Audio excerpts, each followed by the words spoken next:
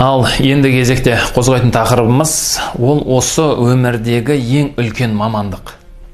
Осы өмірдегі ең үлкен мамандық ол не? Ойландыңыз ба? Біреу ойлап жатқан шығар. Президент болу, депутат болу, бір үлкен профессор болу деген сияқты әртүрлі ойлар келіп жатқан шығар. Бұл өмірдегі ең үлкен мамандық ол даналық екен, құрметті достар. Дана адам осы өмірдегі ең үлкен мамандық иесі екен. Себебі даналықты кез келген жерде қолданамыз. Демек, білімнің де даналықсыз пайдасы жоқ.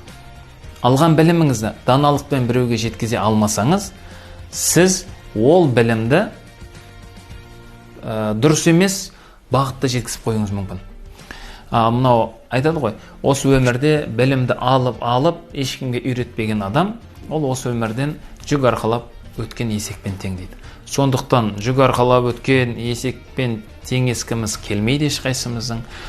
Ал даналығымыз жоқ, алған білімімізді қалай жеткізерімізді білмей жүреміз. Ілгергі замандағы Сократтан бір жас жігіт барып сұраған екен: мен осы сізден даналықты үйренгім келіп жүр деп. Сонда әлгі Сократ: жүр, ертең азанда сағат 6-да кел, екеуміз бір көлдің жағасына барамыз деп.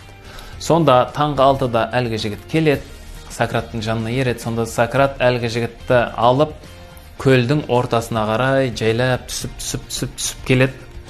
Сонда бір жеріне жеткен кезде әлгі жігіттің мойнынан құшақтап алып, Сократ әлгі жігітті тұншықтыратын болады. Әлгі жігітті тұншықтырады. Бастапқы уақытта әлгі жігіт ойлайды: мен осы Сократты әзілдеп атқан болар деп ойлайды. Сонда тұншықтырып болмай кеткен екен. Әлгі жігіт Сократты ұра-жыға судың астынан ытқып шығады.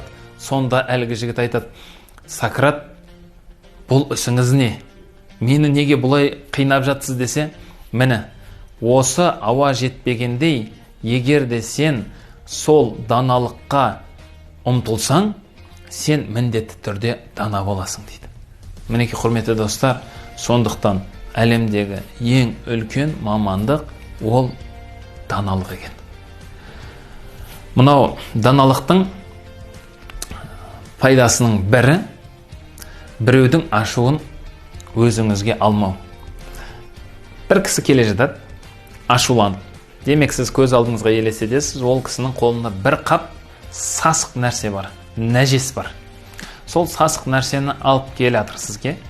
Сіз егерде сол адамның ашуланғанына қарсы ашуланатын болсаңыз, онда сіз сол адамның қолындағы нәжесті маған берші деп сұрап алып жатқаныңыз. Ал егерде ол адам сізді ашуландырғысы келсе, онда қолындағы нәжесті сізге бір сыйлыққа бергені деп есептеңіз. Егер сіз ашулансаңыз, сол сыйлықты алдыңыз, демек, енді ол адамның ашуы сізге өтті, сіздің қолыңызда бір қап нәжес, сіз де оны алып тағда екінші адамға сыйлайтын боласыз. Достар, ашу дұшпан, ақыл дос, ақылыңа ақыл қос дейді. Сондықтан кез келген ашуланып келе жатқан адамды даналықпен күтіп алып, даналықпен шығарып сала қойыңыздар.